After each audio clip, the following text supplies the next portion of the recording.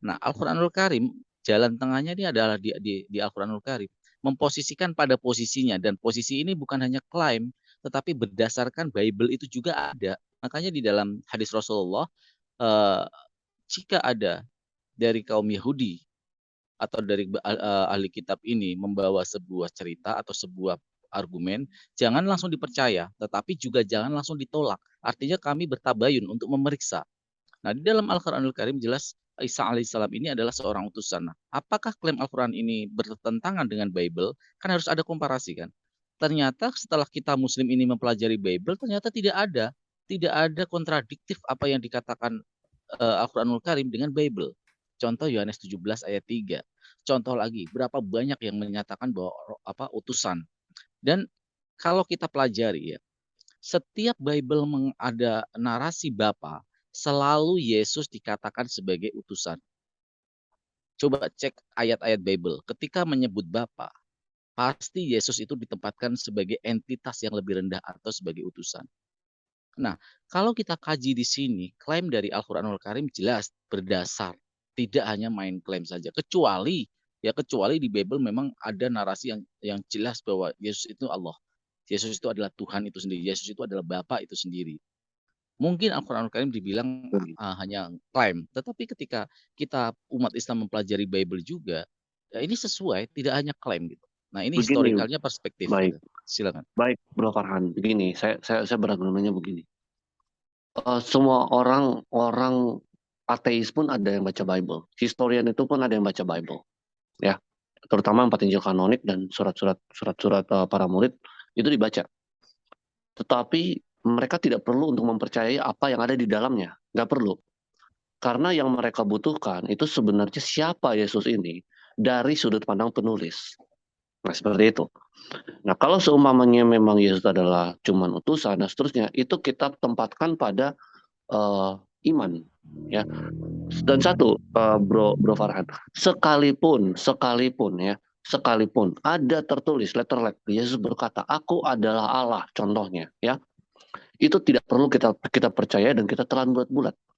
Karena kemarin argumen saya dengan Pak Abi adalah setiap orang itu bisa mengaku sebagai Tuhan. Saya bisa ngaku sebagai Tuhan. Pak Abi bisa ngaku sebagai Tuhan. Yang ngaku sebagai Tuhan di rumah sakit jiwa itu banyak. Apakah kita harus mempercayai? Iblis pun menyuruh orang untuk menyembah dia loh. Di dalam Alkitab ada itu. Iblis menyuruh, bahkan ya iblis di dalam Alkitab menyuruh orang menyembah dia, ya kan? Tapi apakah itu harus kita telan bulat-bulat? Kan enggak, ya kan? Jadi di sini saya pengen ajak untuk melihat siapa Yesus dan narasinya apa yang dinarasikan Quran ini sejalan dan logis atau tidak. Nah gitu. Jadi begini, saya mau ngajaknya ke sini. Sekalipun memang ada perdebatan yang sengit ya di antara kita ya. Siapa yang disalibkan? Nah, tapi saya nggak mau ke penyaliban. Karena sebenarnya penyaliban itu kan Al-Quran sendiri kan mengakui bahwa penyaliban itu benar adanya. Yang dibenarkan oleh Al-Quran itu adalah Yesus atau Isa Al-Masih disebutnya itu diangkat sebelum penyaliban itu terjadi. Makanya saya bilang, Kak, bahkan ada salah satu cendekiawan Muslim namanya marganya Aslan. Siapa Aslan itu saya lupa ya. Ketika dia mempelajari historical Jesus ini, dia setuju Yesus benar-benar disalib. Tapi bukan itu intinya. Kemarin saya tanya ke Pak Abi, kalau sesuai narasi Quran atau menurut hadis ya, kenapa Yesus itu ingin disalibkan? Nah, silakan. Oke, saya akan coba jawab dari sisi ini ya, dari sisi historical dan filsafat.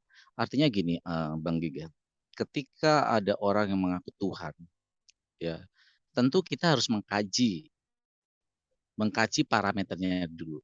Seumpama contoh saya mengaku sebagai pemain sepak bola, tentu diuji parameternya, apakah dia bisa dribbling, apakah dia bisa shooting, ataukah dia bisa mengikuti skema permainan sepak bola. Nah, ketika orang mengaku Tuhan, tentu parameter Tuhan ini langsung kita cantumkan ke dalam dia, kepada dia. Nah, ketika Yesus mengatakan tidak ada kata secara literal bahwa dia adalah Tuhan, maka kewajiban untuk memberikan parameter dia Tuhan itu bukan dari pihak Muslim, tetapi dari pihak kekristenan, karena memang tidak ada literal. Untuk membuktikan itu harus dari pihak Kristen membuktikan bahwa Yesus itu adalah Tuhan. Apa pembuktiannya? Yaitu parameternya. Tuhan menciptakan alam semesta. Ya, itu yang pertama. Yang kedua, Tuhan adalah entitas yang maha tinggi, tidak ada asanya serupa. Yang ketiga, Tuhan itu unik. Segala sesuatu yang tidak bisa disamai oleh makhluk. Contoh, ya kita contoh. Saya diskusi sama Bang Zuma melawan Erben dan Rion. Ketika pengurapan, ya pengurapan. Apakah ada yang entitas lain yang diurapi? Oh, ternyata banyak. Salomo diurapi, Daud diurapi. Berarti gugur parameter Yesus sebagai Tuhan dalam parameter pengurapan. Itu yang pertama. Yang kedua, Yesus dikatakan aku dan Bapa adalah satu. Nah, kita cari parameternya. Apakah ada yang menyamai? Ternyata ada. Ayat yang mengatakan apa? Ya Bapa, jadikanlah aku satu denganmu, dengan mereka, murid-muridnya, seperti aku satu dengan engkau. Gugur parameter aku dan Bapa adalah satu yang merujuk kepada Yesus itu adalah Bapa. Itu yang kedua. Yang ketiga, parameter Yesus menciptakan alam semesta. Ya, ketika ini dikaitkan dengan Yohanes 1 ayat 1, pasti ke sana. Yohanes 1 ayat 1, Yohanes 1:14, Yohanes 1 ayat 18, pasti akan dikaitkan ke sana. Nah, kalau secara literal bahwa Yahweh atau yang Tuhan di kejadian di perjanjian lama itu tidak bisa menjadi rujukan kepada Yesus karena secara akademis kalau kita bedah kata per kata, elaborasi daripada kata per kata di kejadian di ayat kejadian penciptaan itu tidak ada nama Yesus. Nah, kalau kita parameterkan seperti ini, Bang Giga, artinya parameter untuk menjadikan Yesus Tuhan itu gagal. Ini mohon maaf, ini dari perspektif saya. Nggak apa-apa, Karena boleh boleh ya, boleh. saya memakai parameter bahwa ini kita diskusi memakai parameter yang jelas. Nah, Iya betul, saya terlepas setuju. dari Begini, keimanan.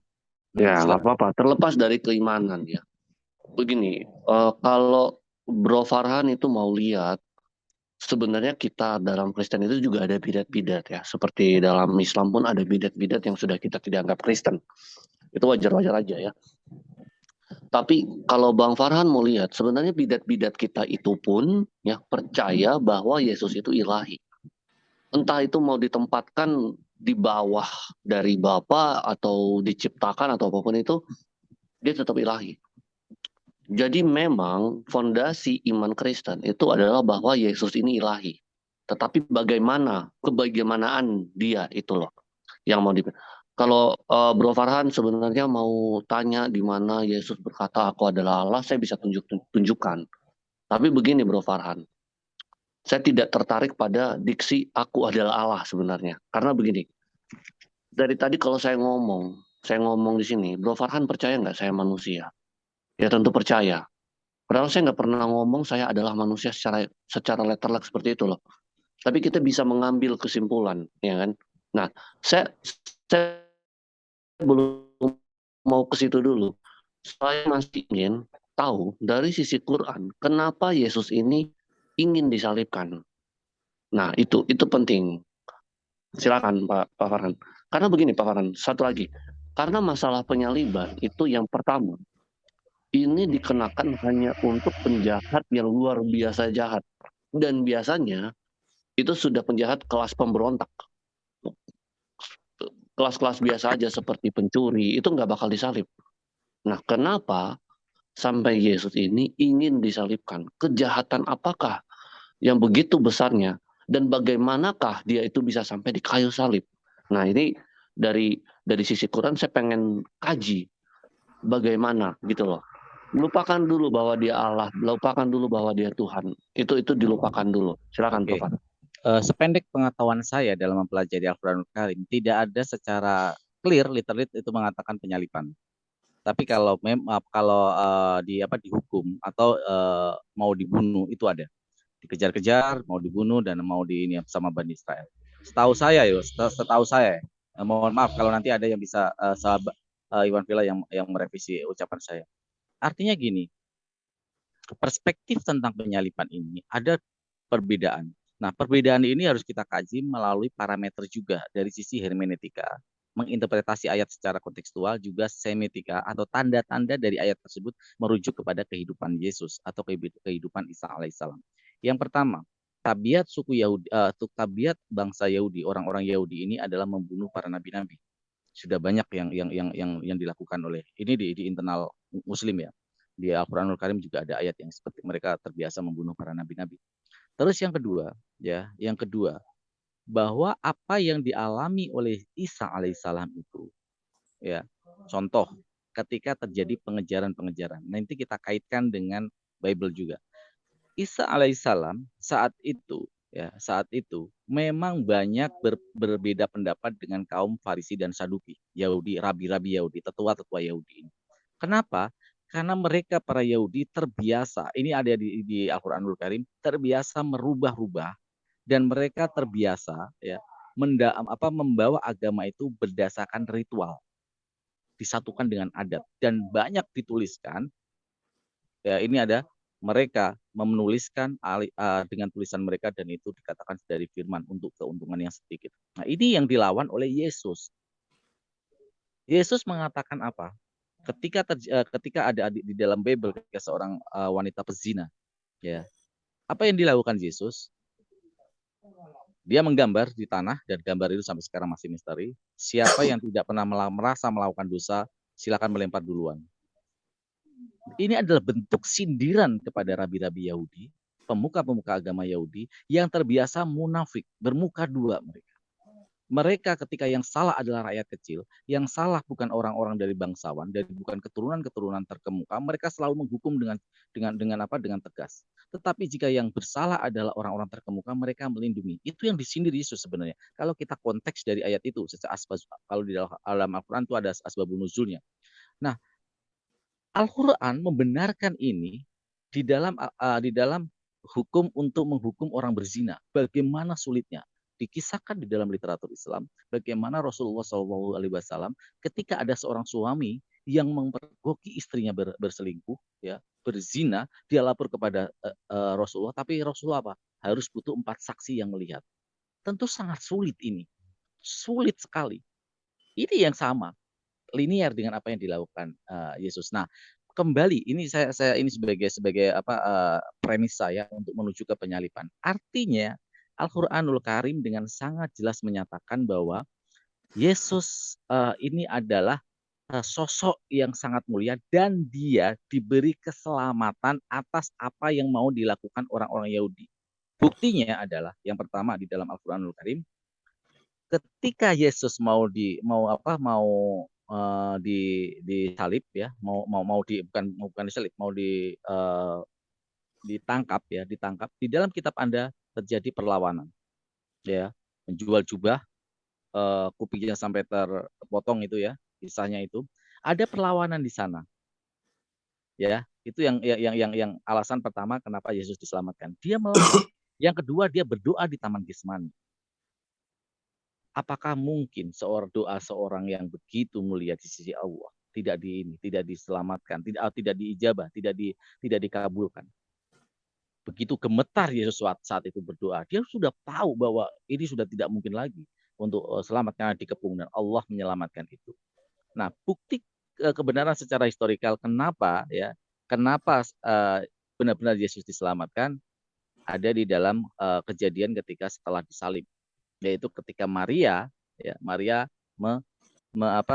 menemui Yesus ya untuk di gua itu di kuburannya, ternyata itu di kuburannya itu ada batu besar dan ternyata Yesus bisa keluar dari batu besar itu yang menggeser dan Maria mempertanyakan itu dan disangka sebagai tukang kebun ya.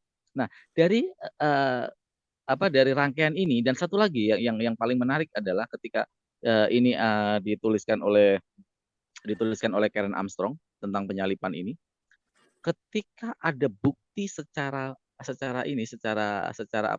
nyata bahwa hukuman penyalipan itu biasanya dibikin mati perlahan-lahan, 2 hari baru mati, dan ini ada historikalnya, ada sejarahnya ini. Biasanya dibikin tersiksa selama 2 hari baru dia mati.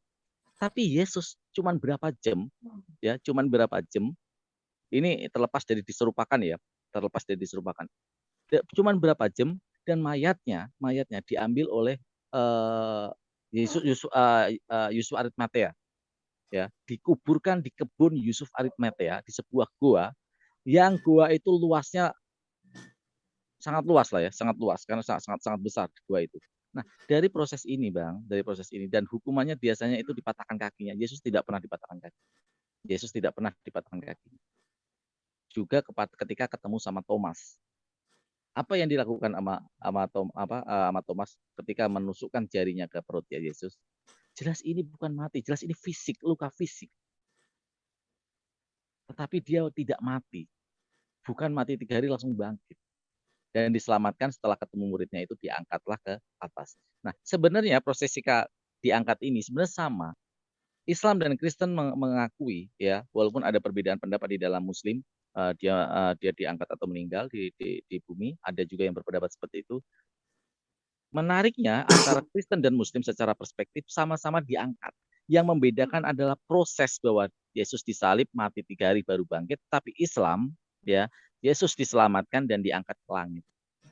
Jadi perbedaannya cuma di prosesi penyalipan. Nah, penyalipan ini yang harus kita kaji secara historikal menurut saya, Bang Giga. Jadi begini, kalau Anda langsung lompat, jadi begini Bang, memang dalam Kristen itu memang kami percaya bahwa dia itu disalib, ya, lalu mati. Terus setelah mati itu dia bangkit, dari 3 hari itu dia bangkit. Itu kami percaya, itu dalam iman kami. Kalau Anda tadi langsung ke kebangkitan, ini masalahnya Islam ini tidak mengenal kebangkitan. Ya kan? Maksudnya mengenal kebangkitan, tetapi tidak mengimani penyalibannya itu. Sebentar. Jadi sebenarnya Anda sudah pakai narasi Alkitab sebenarnya. Kita kritis kepada Alkitab, gitu kan?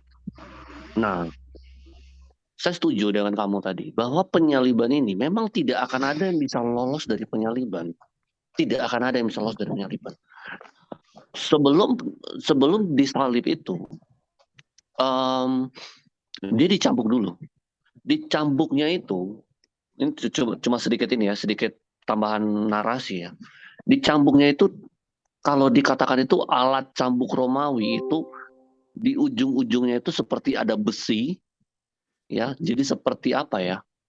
Jadi begitu dicambuk, begitu dilepas, itu akan merobek kulitnya. Jadi itu hukuman si terdakwa ini yang mau disalibkan, itu biasanya berjalan itu dengan darah dan kulit yang bergelantungan. Sebegitu didesainnya, sampai orang ini nggak mungkin lolos, gitu loh. Nah, poin saya ada di sini. Kalau kamu tadi itu sampai ke kebangkitan, ya, tapi kan dia harus diselamatkan dulu kan. Lalu tadi kata Anda, Thomas itu mencucukkan jarinya apa itu namanya tuh? Jarinya itu kan ke luka, ya, telunjuknya itu kan ke lukanya kan. Artinya kan ada bekas luka tusuk. Karena ditulisnya juga itu bahwa ini memang ada di situ. Jadi bagaimana mereka membunuh terdakwa mati yang disalib, itu kan matinya perlahan-lahan. Pak Farhan udah setuju tadi. Tapi bagaimana mereka membunuhnya itu ditusuk. Ya, ditusuk atau biasanya itu dipatahkan kakinya. Itu biasanya langsung mati itu. Udah nggak ada obatnya lagi. Nah, tapi kan tangannya dipaku.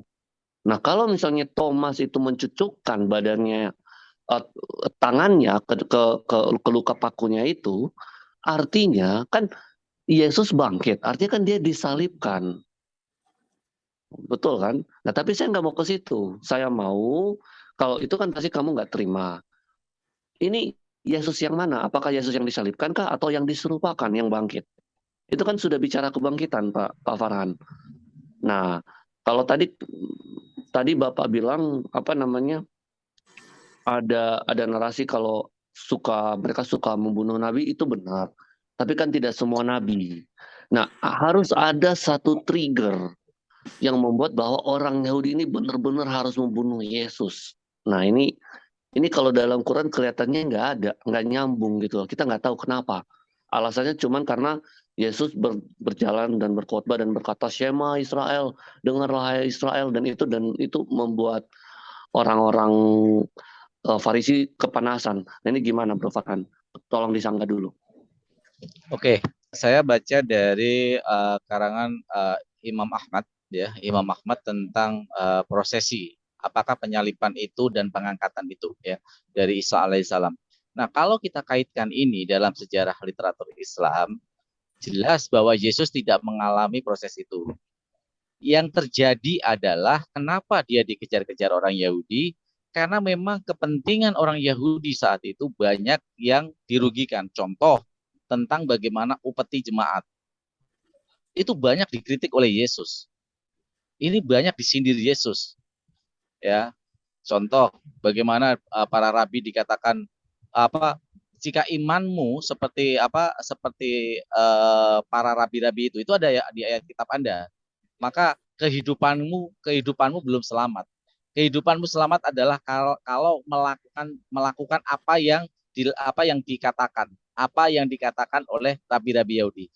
Artinya rabi-rabi Yahudi itu cuma mengatakan tetapi tidak melakukan.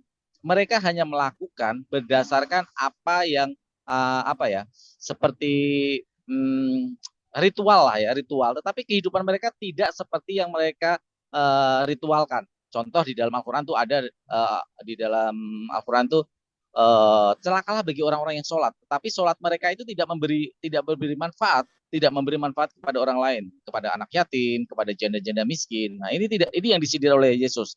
Nah, hal ini membangkitkan kemarahan dari rabi-rabi Yahudi karena mereka eh, anti kemapanan lah. Yesus ini anti kemapanan dalam sinagog itu anti kemapanan. Dikritik semua orang-orang Yahudi ini, rabi-rabi Yahudi ini.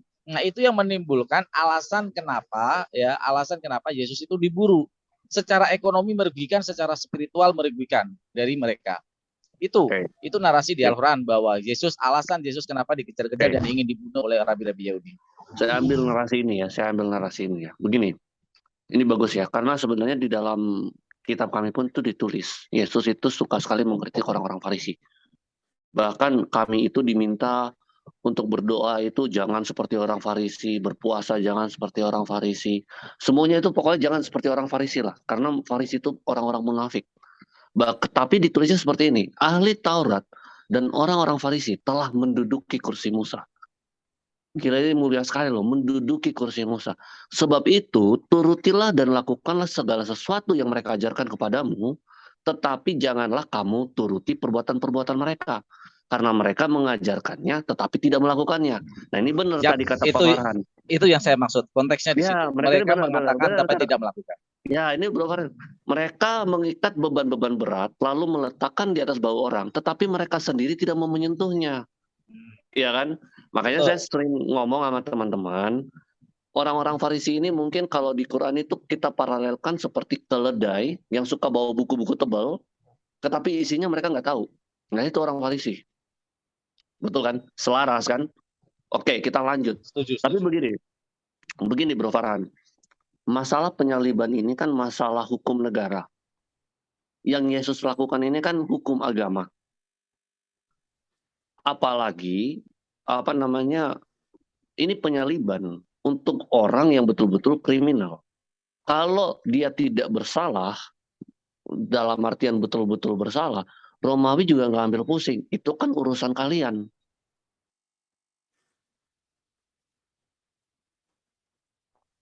Nah, di sini secara historis, ini patah di sini. Kenapa Yesus itu disalib? Maka satu-satunya cara itu adalah kita melihat ke narasi Alkitab. Saya akan ke narasi Alkitab ya. Mungkin beberapa teman di sini mungkin sudah bosan nih dengar yang ini nih. Tapi ini sesuai dengan Alkitab. Jadi menurut Profesor Bart Ehrman ya, dia tuh seorang ateis. Dia nggak percaya Tuhan, dia nggak percaya siapa-siapa ya. Tapi dia bilang dia sekolah teologi dan ahli profesor di Perjanjian Baru. Ya, betul. Perjanjian Baru. Dia mempelajari Perjanjian Baru, tapi dia nggak percaya Tuhan. Itu boleh-boleh aja. Kritis terhadap Perjanjian Baru, tapi tidak percaya itu boleh. Jadi dia mempelajari siapa Yesus ini sebenarnya. Dan ini katanya Pak Farhan. Dia bilang gini, kalau kamu pengen tahu siapa Yesus, kamu baca 4 Injil kanonik. Karena apa?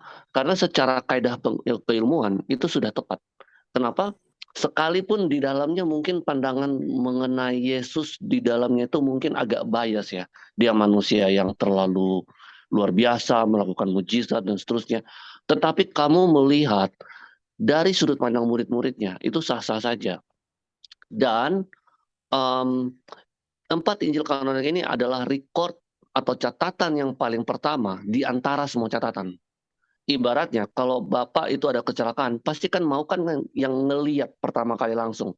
Mau langsung di TKP, ya kan? Kan nggak mau 3 bulan kemudian baru dipanggil orangnya, kan nggak mau. Kan maunya langsung tanya, "Ada apa ini?" Gitu kan. Oke, Bro Farhan. Bro Farhan satu ini nanti saya kasih tunjuk narasi Alkitab, kira-kira ini Bro Farhan setuju atau enggak? Silakan, Bro.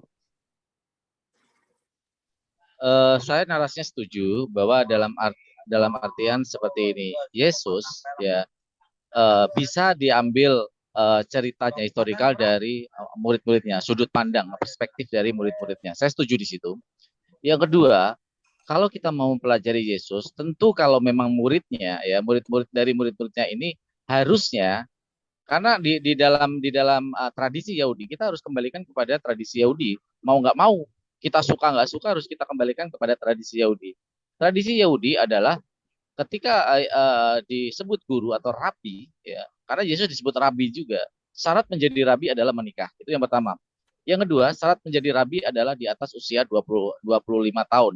Nah, sebelum proses menjadi rabi ini, sayangnya di dalam Bible Anda tidak tertulis secara jelas dari umur 13 sampai 28. Sampai umur 30, 29 menuju 30. Tidak ada cerita sama sekali. Nah, inilah yang terjadi missing link yang luar biasa di dalam kitab Anda.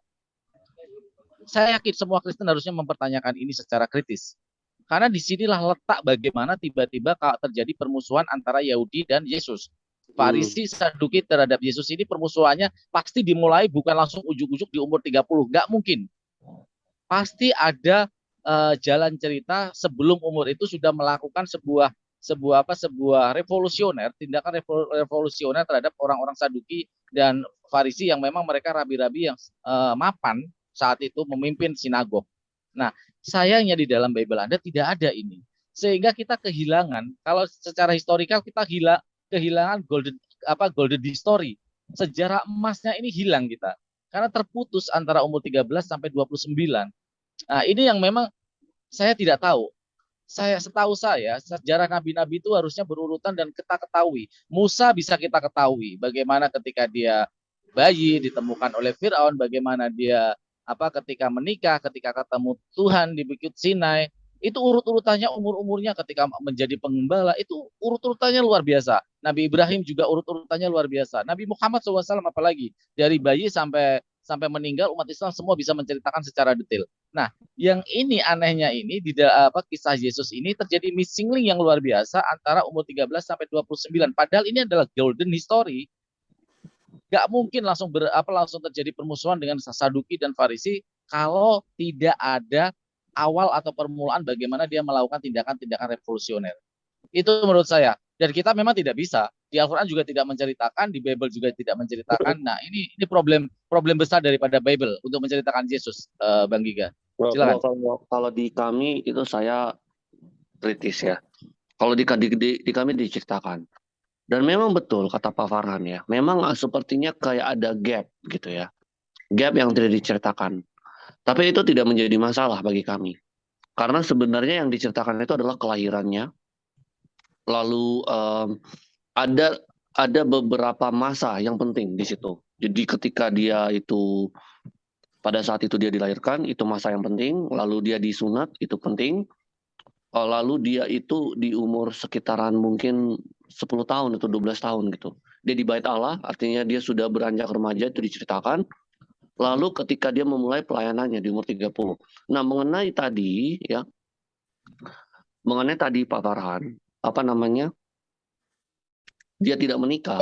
Sebenarnya banyak historian yang percaya kalau Yesus ini bukan dari kaum Saduki ataupun dari kaum Farisi. Tetapi ada satu kaum lagi saat itu, adalah kaum Eseni. Nah, kaum Eseni ini selibat. Yohanes ini pun juga dari kaum Eseni ini. Gitu.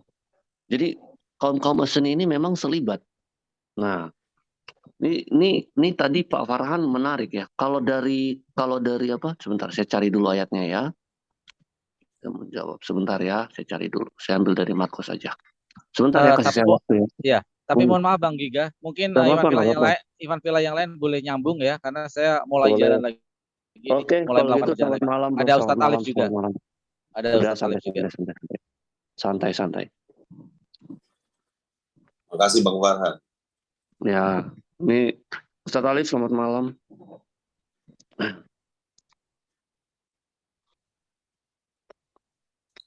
Pak Farhan udah lanjut sih ya. Ini kemarin kalau kita diskusikan ya Pak Abi ya. Tapi Pak Iya, Abi mungkin nggak setuju sama saya. Nah ini iya, yang kalau ini saya pengen diskusikan dengan teman-teman. iya. Jadi Bang Giga tadi saya ikuti ya narasi berdua ya. Artinya kan kalau kemudian Bang Giga bilang untuk mendapatkan dari Al-Quran gitu ya, informasi dari Al-Quran, jelas sebenarnya di sana Al-Quran menyatakan secara garis besar kan gitu. Ya. Tapi kemudian benar kata Bang Farhan, kemudian Bible itu justru tidak menjelaskan apapun gitu loh, secara detail gitu ya, secara detail. Lalu kemudian tapi kalau tadi seperti yang dibawa oleh Bang Farhan tentang narasi Karen Armstrong misalnya di abad yang sekarang gitu kan. Nah, Karen Armstrong ini kalau kita telusuri, dia adalah mantan seorang biarawati, ya, mantan seorang biarawati, tentang histori penyaliban misalnya. Histori penyaliban itu bisa kalau saya harusnya langsung dihubungkan kepada sisi Bible-nya. Nah, ketika dihubungkan dengan sisi Bible, tentu menjadi premis yang benar ketika Bro Giga katakan bahwa Bible kanonik ini, 4 kanonik ini itu adalah dari murid. Kan begitu, kata Bro Giga. Hanya saja kemudian terbantahkan dengan banyak fakta sejarah gitu loh. Fakta sejarah yang menceritakan khusus tentang penyaliban. Seperti tokoh yang terkenal ya, wartawan di luar daripada penulis Bible yang selalu diagung-agungkan. Siapa ya namanya ya? Saya lupa ya namanya, kalau nggak salah siapa itu? Yang paling sering disampaikan bahwa dia juga mencatat. Padahal dia hidup di 37 Masehi gitu ya. Xavier siapa gitu. Kalau nggak salah ada tulisan. Saya cari dulu. Ya, Kalau Flavius Josephus. Oh, Flavius Josephus. Ya, Flavius Josephus ya, Flavius Josephus. Di situ kan terjadi selisih dari timeline histori yang begitu jauh kalau kita lihat dari situ. Di sisi lain, Injil kanonik itu atau Bible kanonik itu yang 4 ini di awal dari tahun misalnya tahun kedua yang diupayakan untuk menghadirkan bentuk-bentuk surat-surat itu, kemudian selalu ditolak sampai 395 Masehi. Nah, kalau kemudian selalu ditolak sampai 395 Masehi, lalu kemudian Injil Matius yang sempat ditemukan dengan jumlah yang lebih sedikit, kan begitu? Yang lebih sedikit lalu hilang entah kemana gitu kan, akhirnya tercatat dalam kanonik yang ada saat ini itu lebih banyak. Ini kan justru menentukan banyak hal, Bang Bro Giga. Oke. Baik. Jadi Dan saya ulangi catatan paling penting dari Al-Quran. Al-Quran itu ketika ditafsirkan tentang tersalib atau tidak, ya kan, terserupakan yang dimana itu bisa menjadi tafsir bisa sampai 3, Bro Giga. Bisa sampai 3 tafsir. Ini kita harus jujur gitu.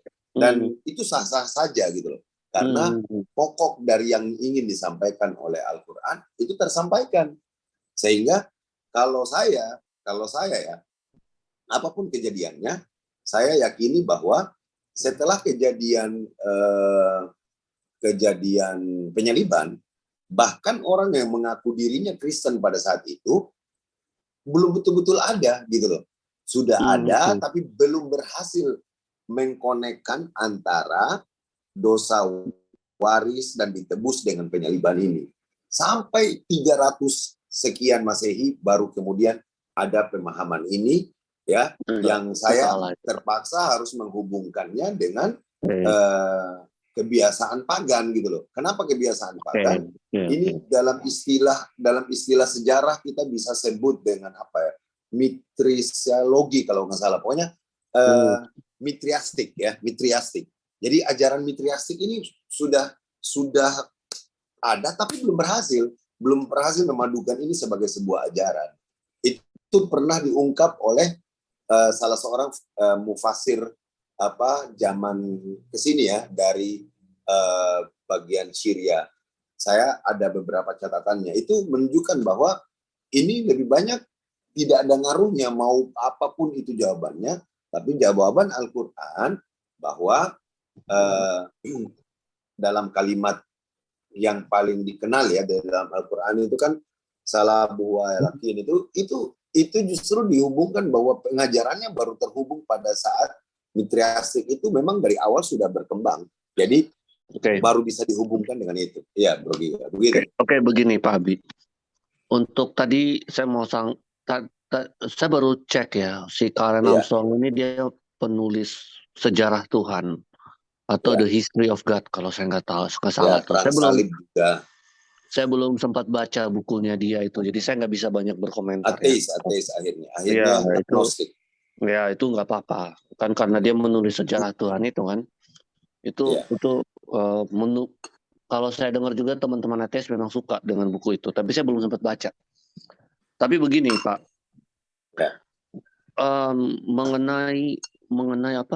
mengenai dosa asal dan seterusnya, itu sebenarnya bukan teologi yang tiba-tiba ada di tahun 300 gitu Pak. Enggak, bukan. Karena apa? Karena sebenarnya kalau Bapak lihat bait Allah loh ya, bait Allah Musa itu didesain sedemikian rupa. Ini teologi orang Yahudi loh ya, bukan kami loh ya. Itu didesain sedemikian rupa, ada 3 layer, ada 3 lapis di situ. Yang boleh masuk di layer yang mereka sebut dengan ruangan Maha Kudus itu cuma 1 orang, imam besar. Di situ ada tabut perjanjian Allah. Ini hubungannya apa sama konsep ini saya akan jelaskan ya. Dengan dosa ini saya jelaskan ya. Karena manusia ini berdosa dan tidak pantas, ya kan? Maka mereka harus mendamaikan diri mereka dengan Sang Pencipta. Ini ada hubungannya sama penebusan. Itu yang pertama. Tapi mereka waktu itu pakai darah binatang, darah domba yang tidak bercacat celah, yang boleh masuk dan mencipratkan darah itu hanya imam besar. Itu yang pertama dulu, ya. Dan yang kedua, didesain sedemikian rupa seakan-akan mereka itu ingin kembali ke dalam Taman Eden, tapi nggak bisa karena terhalang oleh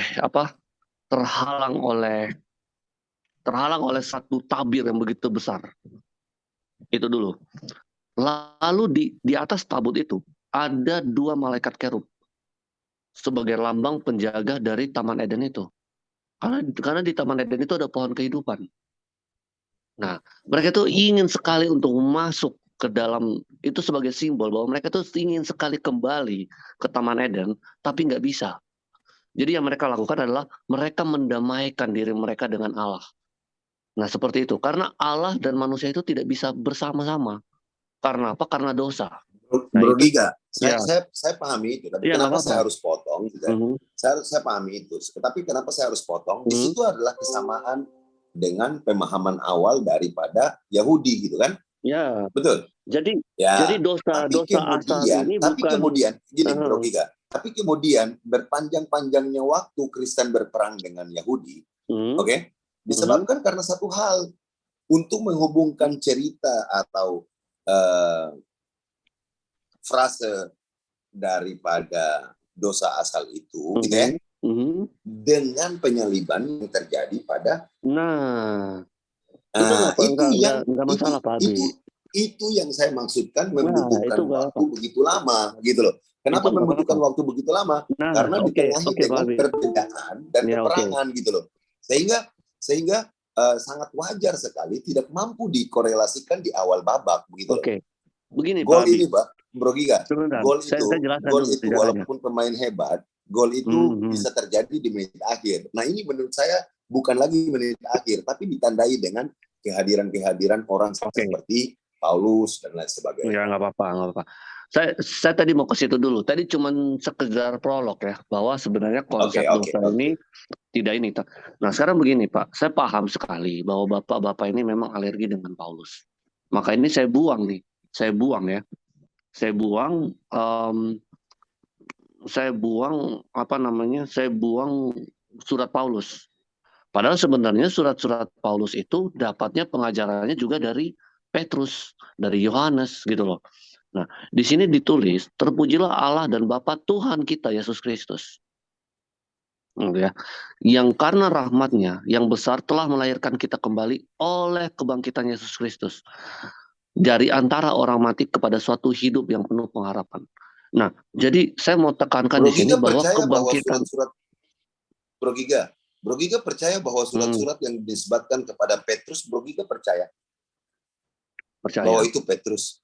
Yakin. Percaya. Bro Giga berbeda pendapat loh. Bro Giga berbeda pendapat dengan banyak orang yang bukan datang dari tahun saat ini. Surat-surat Petrus itu tidak dapat diterima dan tidak terdapat dalam terjemahan Syria, Bro Giga. Dan dari terjemahan apa? Sehingga surat-surat Petrus itu ditolak di gereja-gereja Arab dengan Syria. Enggak mungkin. Masa nggak mungkin? Nggak mungkin. Surat-surat Petrus itu dianggap tidak sah dan tidak dimasukkan ke dalam naskah hingga masa Eusebius. Masa siapa? Eusebius Kaisarea. Surat-surat Petrus ditolak dan tidak diterima karena diklaim bukan karangan Petrus. Sebentar, Bapak punya itunya? Karena begini, Pak. Pahami saya, kalau saya sudah modelnya membaca, itu saya punya data. Sebentar. Saya lagi cari nih. Soalnya kalau Bapak ngomong, saya harus cari dulu. Dalam artian begini, Pak Abi, ya. Apapun katanya, ya, itu menurut saya tuh mustahil. Karena apa? Karena begini.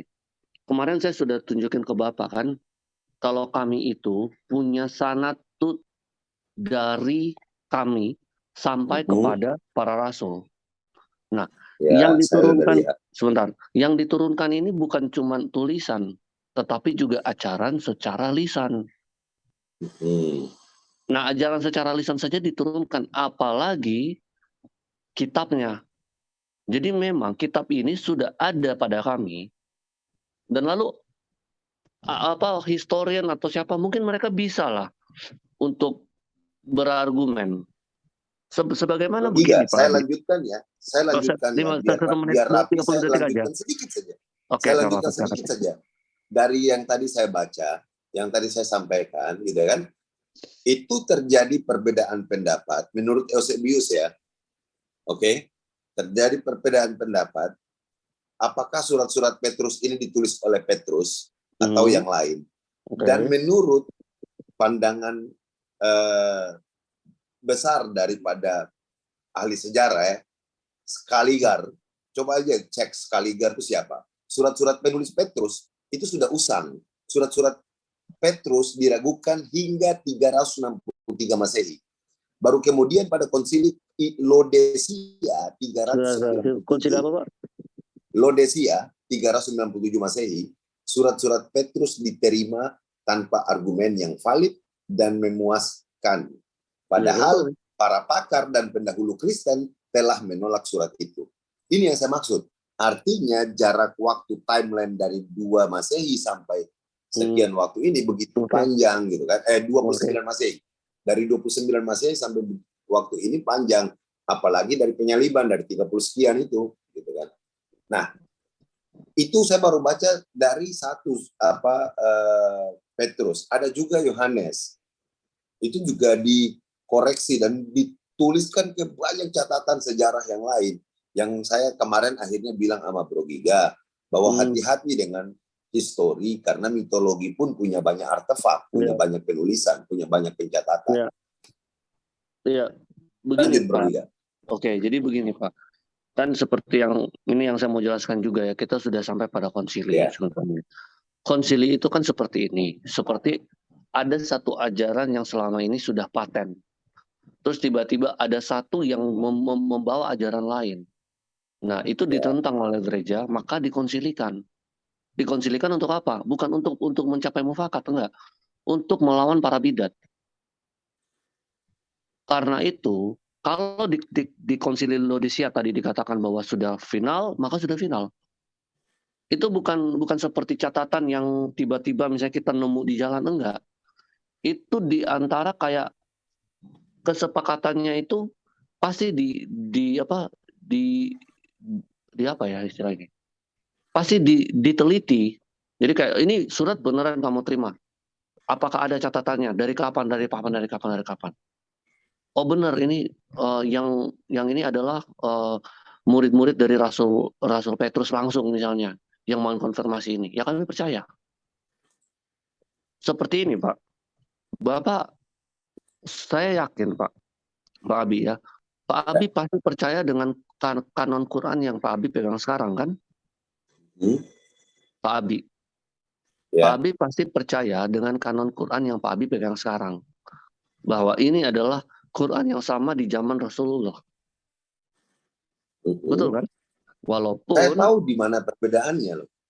Perbedaannya yang saya maksud adalah bentuk penulisan, di mana hurufnya belum menggunakan titik. Apa nih? Yang mana? Kalau tanyanya ke Quran ya, bentuk penulisan, di mana tulisan pada saat itu belum digunakan titik. Ya, cuma begini Pak. Seperti itu bedanya. Yang menjadi kritik saya adalah begini. Sekalipun dari sisi Quran sendiri itu terlalu minim. Minim dalam artian minim apa tuh? Minim manuskrip. Tapi Pak Habib bisa percaya. Nah kalau saya ini percaya karena apa? Karena kitab ini, tulisan-tulisan ini diturunkan oleh para rasul ke murid-muridnya, ke murid-muridnya lagi, ke murid-muridnya lagi, ke murid-muridnya lagi. Makanya ini ada kesalahpahaman dengan teman-teman di sini. Bapak gereja itu bukan orang pergi ngelamar terus belajar teologi, enggak, bukan gitu. Mereka itu adalah murid-murid langsung dari murid-muridnya para rasul. Jadi itu ditasbihkan. Bukan seperti belajar terus kuliah terus dapat sertifikat, enggak gitu. Gitu. Oke, Pak Abi lanjut dulu. Saya untuk memperkuat apa yang saya sampaikan tadi, saya punya beberapa data bahwa penulis asli itu pernah mengatakan bodoh kepada lanjutan dari tulisan yang akhirnya dikanon. Bodoh dan dia mengumpat gitu loh. Kenapa demikian? Karena penambahannya sudah sangat parah, bahkan berbeda 180 derajat gitu ya. Artinya betul-betul tidak lagi sama dengan apa yang ada di pencatatan awal. Sehingga ketika Bro Giga bilang bahwa penulisan yang dimiliki oleh ketika untuk penulisan atau pengkanonan Bible ini, justru saya bilang masalahnya adalah karena peliknya masalah pada saat itu. Berbeda, saya sudah pernah bilang kepada Bro Giga, berbeda dengan Al-Quran ya. Al-Quran itu dikumpulkan kembali setelah sejak daripada zaman Rasulullah, itu dilakukan dua hal. Hafalan, tapi ada yang tetap menulis. Perintah menyimpan kepada oleh menulis seperti Zaid bin Zabit itu sudah dilakukan. Sehingga pengumpulan saja yang dilakukan setelahnya. Tapi pengumpulan dilakukan di zaman yang sampai hari ini daerah itu atau wilayah-wilayah itu tetap dikuasai oleh Islam. Oke, berbeda dengan yang terjadi di sana. Bukan tempatnya orang Kristen, tapi orang Kristen lahir di sana, kan begitu. Musuhnya adalah pemilik tempat. tidak dikuasai oleh orang Kristen, bahkan bermusuhan, bahkan ditangkap semuanya. Bagaimana mungkin mereka bisa menjamin keotentikan apa yang mereka ingin sajikan gitu loh. Dalam baru mau dibawa saja kepada bentuk kanon itu sudah selesai. Barang ini sudah selesai dipalsukan, barang ini sudah selesai berubah gitu loh maksud saya. Karena apa? Karena di timeline waktu ini gampang kita lihat pokok masalahnya terlalu padat. Makanya ketika kita kembali, makanya saya sangat wajar kalau Bro Giga itu dari kemarin mengatakan bahwa kalau kita lihat dari Bible sudah tuntas bahwa kita hanya akan lihat dari Bible. Karena Bible ini disusun untuk itu. Tapi mereka lupa catat. Dan orang Islam atau siapapun yang menolak menjadi Kristen itu gampang sekali menemukan ya bahwa Bible itu justru mendukung dia, bukan mendukung orang Kristen. Maaf Pak, ini saya tidak bisa menemukan konsili Laodicea loh Pak. Hah? Saya nggak bisa menemukan loh konsili Laodicea. 39 berapa tadi saya bilangnya? Enggak, begini. Bahkan kalau di Wikipedia sendiri itu nggak ada. Oh, Iya. iya betul. Kalau di Wikipedia mungkin tidak ada. Ya maksudnya. Kartago ada nggak? Kartago sebentar ya Kartago. Jadi yang saya lihat di sini dari tadi ya konsili ya konsili. Oke. Konsili Kartago ada. 397 Masehi. Ya, sebentar Kartago. Konsili Kartago adalah konsili ini sangat banyak loh. Ya memang nggak masalah. Saya tidak masalah dengan konsili. Sinode tahun 345, 397. Nah, Bapak harus bisa tunjukin karena dari tadi tuh konsili Laodicea ini kebanyakan maaf sekali Pak. Ini dari sumber-sumber Islam. Tidak ada yang dari sumber-sumber netral. Konsili Laodicea di sini dalam penulisannya juga ini apakah dibuat-buat dan saya udah masuk ke sini. Tahunnya sama dengan Kartago malahan. Oke, jadi hasil dari konsili Kartago ya sebentar. Jadi ini sebenarnya bisa jadi, maaf. Bang Giga, Bro Giga sudah baca Antiquus of Jews belum? Bentar saya baca dulu ya. Kalau baca Antiquus of the Jews itu bisa ketahuan bahwa pencatat Antiquus of the Jews. Oh, Antiquus of the Jews ya. Di sini bisa ketahuan siapa tadi yang saya bilang yang dianggap mencatat tentang proses penyaliban padahal dia hidup di 30 Flavius Josephus. Iya, jadi kalau itu saya nggak masalah Pak, karena begini, karena itu pun juga masih bisa diterima kalau dari sisi sejarawan masih bisa diterima. Sumpamanya gini Pak, Soekarno sudah mati, tapi kalau kalau sejarahnya ditulis sekarang kita masih nyambung. Ya. Nah gitu. Oke. Artinya tapi yang di situ menggugurkan saksi mata gitu. Kata saksi mata itu begini, lagi pula kalau Antiques of the Jews ya. Itu sebenarnya kalau mau dipikir-pikir itu masih 50 tahun sejak kematian Yesus. 50 itu masih sangat-sangat masuk akal, iya. Artinya begini, orang-orang yang waktu itu hidup mungkin masih ada. Seperti sekarang kalau saya nulis sejarah pemberontakan 30 SPKI misalnya, ya kan? Ya. Mungkin orang-orang yang hidup saat itu masih ada, masih bisa cerita kepada saya. Paham saya maksudnya, Bro. Iya, bahkan bapak saya itu masih ceritain ke saya. Dulu kalau zaman Bung Karno, ya kan? Itu kalau Bung Karno lagi pidato, itu kita seperti kesetrum dengan radio. Pandangan kita tuh cuma ke radio, semuanya diam hening. Nah, saya percaya kesaksian itu. Karena saksi hidupnya masih ada, kan? Nah, seperti itulah kurang lebih.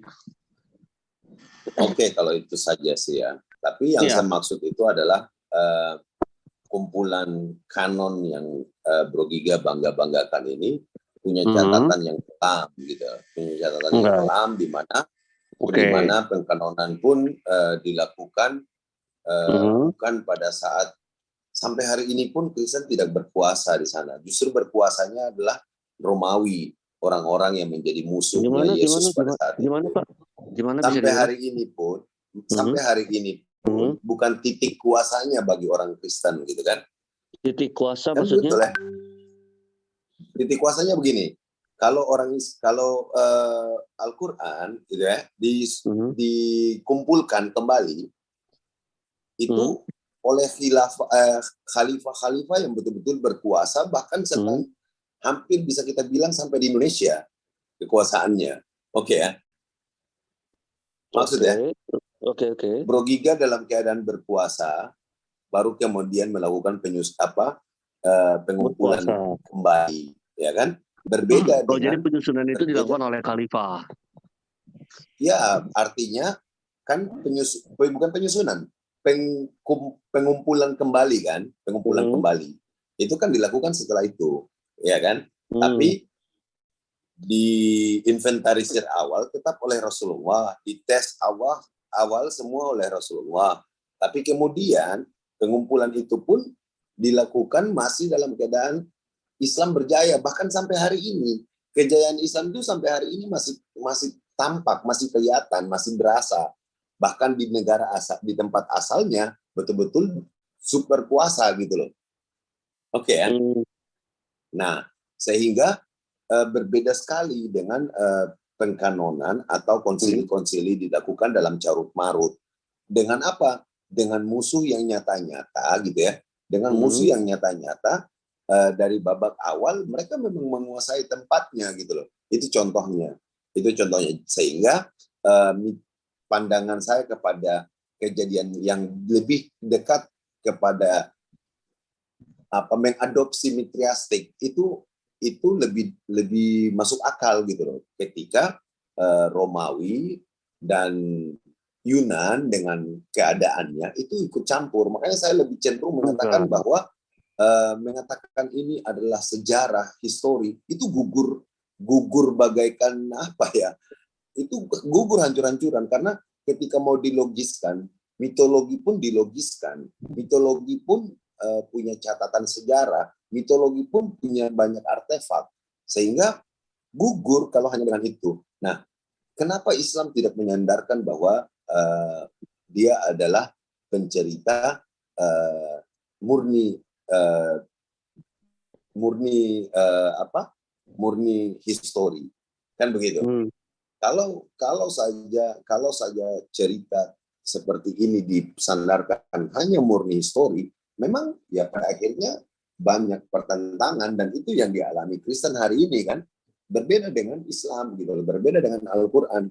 Sifatnya Al-Qur'an itu sampai hari ini Bro Giga mau dibongkar seperti apapun gitu ya, nggak akan menemukan sesuatu yang curam gitu loh. Itu maksud saya. Padahal karena prosesnya, karena awali proses itu dijaga dengan cara-cara seperti itu. Dan saya pun yakin kalau hanya mengandalkan surat-surat gitu kan, tapi bukan mengandalkan hafalan kepada apa yang Yesus ucapkan, itu memang akan sangat rumit. Nah, kalau kita buka Alkitab Sabda, Bro Giga, buka aja bentuk terjemahannya, misalnya kita klik Yerusalem, penjelasan di bawah itu justru sering sekali mengakui bahwa ini bukan asli dari sini, ini bukan, itu sangat tampak gitu loh. Sehingga menurut saya ya koreksinya nggak usah jauh-jauh gitu loh. Kalau ketika orang Kristen mau kembali kemana-mana, ya koreksinya di tempat kita baik aja. Sorry, Pak Abi, saya ambil minum dulu. Kalau Pak Dege itu tuh mau ngobrol nggak apa-apa, silakan Pak Dege. Saya lagi baca-baca juga. Iya, ada juga. Ustadz Alif juga baru bangun. Iya, nanti saya jelaskan dulu. Sebentar, boleh kasih waktu, silakan berbicara. Boleh. Ya. Nah, saya ingin sekali menghubungkan dengan banyak hal kalau kita berbicara tentang Bible dengan masalahnya. Karena ya selama Bro Giga bolak-balik ke sini, terpaksa hal-hal itu kita temukan. Jadi Bro Giga harus tahu bahwa posisi kita melakukan diskusi itu setiap hari kita juga mendengar orang-orang yang lebih awal berdiskusi itu terus ya, secara terus-menerus kita dengar, secara terus-menerus kita pelajari, kita lihat. Jadi walaupun kita baru ada di wilayah ini, lama-lama kita lihat bahwa ternyata orang Kristen itu sudah bermasalah dengan bagaimana menuhankan Yesus itu bukan baru zaman hari ini, tapi dari awal sampai hari ini. Sehingga tidak akan selesai-selesai, tidak absolut lah. Akhirnya mengganggu banget itu yang mau dibikin jadi Tuhan. Akhirnya saya selalu bilang bahwa Bro Giga ini musuhnya Yesus. Jadi teman-teman juga kalau dengar orang Kristen itu menurut orang Islam gitu ya, menurut Al-Quran, ya mereka adalah musuh gitu loh. Yang nanti akan dibuktikan di hari akhir, di hari ketika Isa Al-Masih itu datang gitu kan. Itu pembuktian besar. Tapi kalau saya untuk membuktikannya nggak usah tunggu waktu lama-lama ya. Mereka muter-muter aja itu bagaimana caranya membuatnya jadi Tuhan aja sudah tiap hari menemukan masalah. Begitu Bro Giga. Ustadz Alif. Halo. Nah, Ya, kenapa? Apa yang tumpah? Air teh. Opungku udah datang. Hah? Opung nggak datang-datang. Opung kayaknya malam ini kumpul tenaga baca ulang Bible.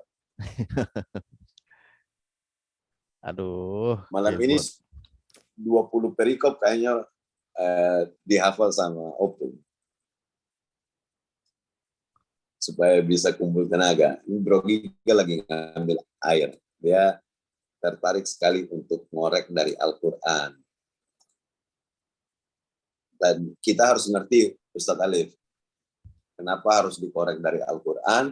Karena hanya Al-Quran ini mau disandingkan dengan di-compare gitu kan, dengan Bible. Sayangnya orang Islam itu punya pandangan yang berbeda terhadap Bible gitu loh. Ya.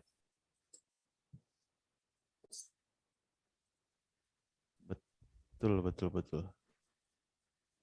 Ustadz Alif, ayat tentang yang diserupakan itu ayat Anisa ayat 4 164 kalau nggak salah. 164 ya. 164. Coba dulu. Di atas Bahabi.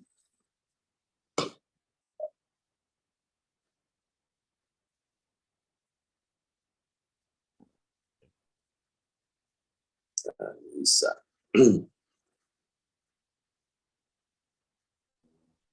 Karena Bible itu susah kalau kita mau pakai dengan cara itu juga masalahnya dari masalah itu sih, masalah cara mengumpulkannya berbeda jauh itu. Mau disamakan konsepnya? Enggak, mau dilihat gitu loh apa yang diceritakan Al-Quran tentang masa penyalibannya itu gitu loh. Oh. Tapi kan Al-Quran itu tidak mungkin memberikan secara detail kan. Iya betul. Al-Quran menyampaikan poin-poinnya aja. Pokok ya. Sebentar tadi 164 146 mungkin ya. Iya kebalik. Karena 164 enggak bukan. 146 ya. Kecuali orang bertaubat bukan 48 kali. Bentar. Salah ya? Iya bukan.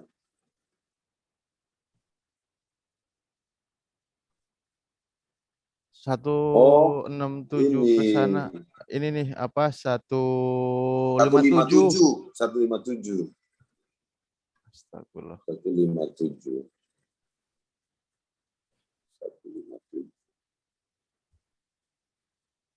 Aduh.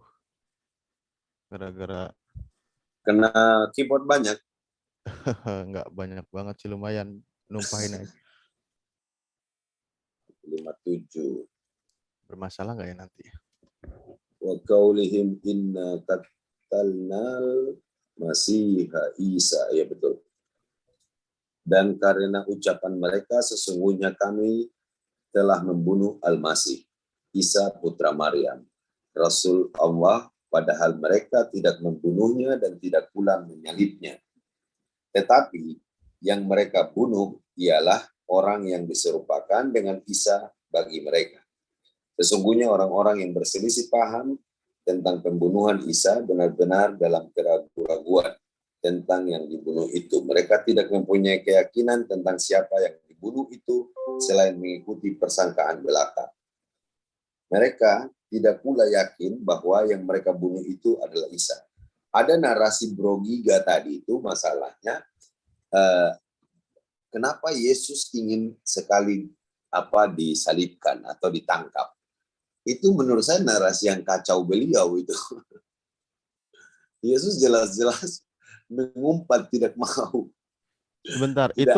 itu tadi saya tidak begitu nangkap. Maksudnya orang-orang ingin menyalibkan Yesus atau Yesus ingin disalibkan? Yesus ingin kalau dia pakai. Itu sengaja, Nah, Bang Ustadz Alif.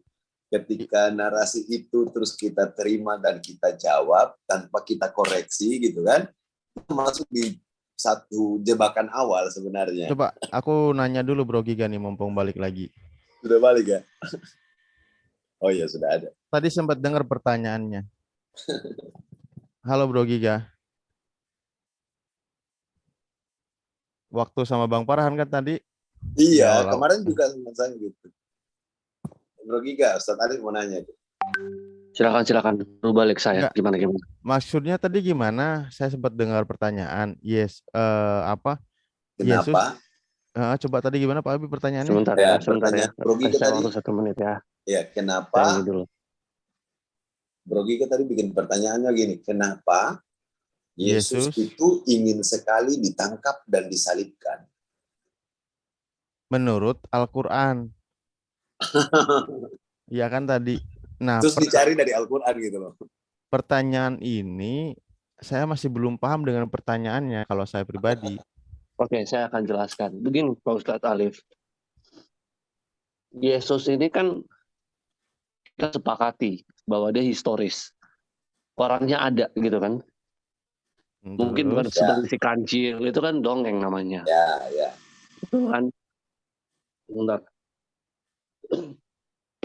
Walaupun memang ada cerita-cerita mengenai keajaiban, tapi itu kita bisa Kita bisa singkirkan dulu lah, itu kan.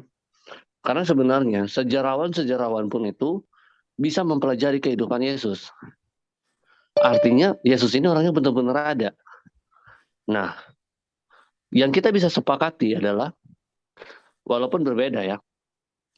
Kalau dalam Al-Quran itu kan dia diserupakan, lalu kan diangkat, lalu kan terjadinya penyaliban. Betul kan? Tapi kan penyaliban itu kan tidak disangkal. Kejadian penyaliban itu kan tidak disangkal. Nah, yang saya mau tanyakan, apa yang terjadi sampai Yesus ini ingin betul-betul disalibkan? Yesus ingin disalibkan. Mereka ingin menyalibkan Yesus. Nah, ini. itu kata yang lebih tepat. Makanya tadi saya sempat mendukungnya, kok Yesus ingin disalibkan. Apa alasannya Yesus ingin disalibkan menurut Al-Quran gitu kan? Mereka ingin menyalibkan Yesus sesuai Al-Quran. Nah, itu mungkin kata yang lebih tepat. Al-Quran tidak menjelaskan kronologis dari awal. Maksudnya kasusnya ya. Sebentar, aku takut laptopku tiba-tiba error ini. Wa qaulihim inna qatalnal masih Isa ibn Maryam Rasulullah wa ma qataluhu wa ma salabuhu. Salabuhu ini salib itu ya? Iya, betul. Walakin syabbiha lahum wa innal ladzina ikhtalafu fihi lafi syakkin minhu ma lahum bihi min ilmi illa tiba'a zanni wa ma qataluhu yakina. Oh, mereka tidak yakin, tidak benar-benar yakin. Sesungguhnya kami telah membunuh Al-Masih. Ini Bro Giga dengar ya, ini bunyinya. Sesungguhnya kami, dan karena ucapan mereka, sesungguhnya kami telah membunuh Al-Masih, Isa putra Maryam, Rasul Allah. Padahal mereka tidak membunuhnya dan tidak pula menyalibnya. Tetapi yang mereka bunuh ialah orang yang diserupakan dengan Isa bagi mereka. Sesungguhnya orang-orang yang berselisih paham tentang pembunuhan Isa benar-benar dalam keraguan-raguan tentang yang dibunuh itu. Mereka tidak mempunyai keyakinan tentang siapa yang dibunuh itu selain mengikuti persangkaan belaka. Mereka tidak pula yakin bahwa yang mereka bunuh itu adalah Isa. Tetapi yang sebenarnya Allah telah mengangkat Isa kepadanya dan adalah Allah Maha Perkasa lagi Maha Bijaksana. Begini, kenapa kita harus ketemu di sini? Ya, walaupun saya pengen banget ya jawab pertanyaan-pertanyaan Pak Habib tadi ya, cukup panjang tadi ya. Tapi begini, saya jawab secara singkat aja Pak Habib ya, biar kita selesai ya. Soalnya daripada mengganjal gitu ya. Terus saya kembali ke topik ini ya. Begini Pak Habib, tulisan-tulisan ini, jadi sejarah gereja itu bukan tiba-tiba ada tahun 300, enggak. Sejarah gereja itu sudah ada sejak awal. Sejak abad pertama itu sudah ada. Seperti yang Pak Habib ketahui, ada di, yang kita udah sepakat, ada di mana? Antioquia, ada di Yerusalem, terus ada di Konstantinopel, dan ada di beberapa titik gitu kan. Nah, orang-orang ini adalah para rasul sendiri yang nantinya menurunkan murid-muridnya. Jadi ketika mereka berkonsili, itu bukan seperti mereka mereka berkonsili, dan itu tidak masalah. Ketika mereka berkonsili untuk misalnya menentukan sesuatu kanon misalnya, itu nggak masalah. Ya kan, seperti para ulama itu apa itu namanya? Ulama, kalau dalam Islam tuh ulama apa istilahnya ya? Ada satu istilah itu, rapat ulama tuh apa ya? Iktifar Itu hasil istihad. Apa tuh? Ya istihad, seperti istihad ulama itu ada loh. muktamar. Iya muktamar, seperti muktamar gitu. Para ulama bermuktamar itu nggak ada masalah buat kami. Untuk kan? apa sih maksudnya? Sorry. Enggak, ini cuma untuk menjawab pertanyaan Pak Abi tadi. Ya. Terus saya akan ke Pak Alif lagi ya. Begini Pak Alif, kenapa saya itu tertarik sekali ya untuk mempelajari? Karena begini, siapapun itu bisa mempelajari siapa Yesus ini. Walaupun tidak harus percaya bahwa dia Tuhan. Nggak harus. Karena para sejarawan pun itu, mereka juga mempelajari histori Yesus ini gimana. Walaupun mereka juga nggak percaya orang ini benar-benar Tuhan. Tapi mereka melihat ke dalam sejarah. Waktu itu betulan ada orang-orang ini. Dan yang mereka sepakati adalah penyaliban ini benar-benar terjadi.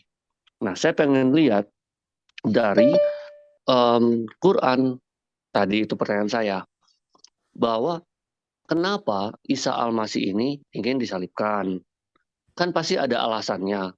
Kenapa? Karena penyaliban ini kan bukan hukuman yang biasa. Penyaliban itu adalah hukuman untuk kriminal-kriminal kelas berat. Apa hubungannya sampai Isa ini ingin dihukum sedemikian beratnya? Loh, nah itu. Ada nggak nabi lain yang dipenggal gitu? Ada. Ada. Itu sadis juga nggak? Berat juga nggak hukumannya? Sadis. Lah, ada yang digergaji. Ada yang digergaji. Tapi Ya. begini, yang saya mau tanyakan tuh seperti ini. Pada saat itu, kalau nabi-nabi itu dibunuh, waktu itu kan masih kekuasaan Israel. Raja-rajanya nggak suka aja gitu. Ya udah terus pengen ngebunuh. Itu saya belum lihat juga sejarahnya. Cuma kan ada nabi-nabi yang tidak dibunuh. Contohnya Musa, Yosua nggak dibunuh, Musa nggak dibunuh, ya kan? Elia malah diangkat. Nah, tapi inti saya di sini, apa urusannya sampai urusan agama itu Romawi itu harus turun tangan. Karena Romawi tidak peduli mengenai agama. Ini kan perdebatan Isa dengan para ahli kitab ini kan masalah agama.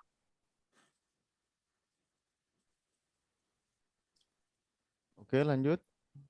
Nah, Romawi nggak akan menyelibkan orang hanya karena masalah agama. Ntar aku live-in aja lah. Gimana? Ini begadang lagi sampai subuh Pak Abi. Iya, Biar tak live kan ya. yang penting saya hajar Bro Giga nih dulu. Pokoknya saya lagi Lagi on bersemangat. fire. Ya. Udah.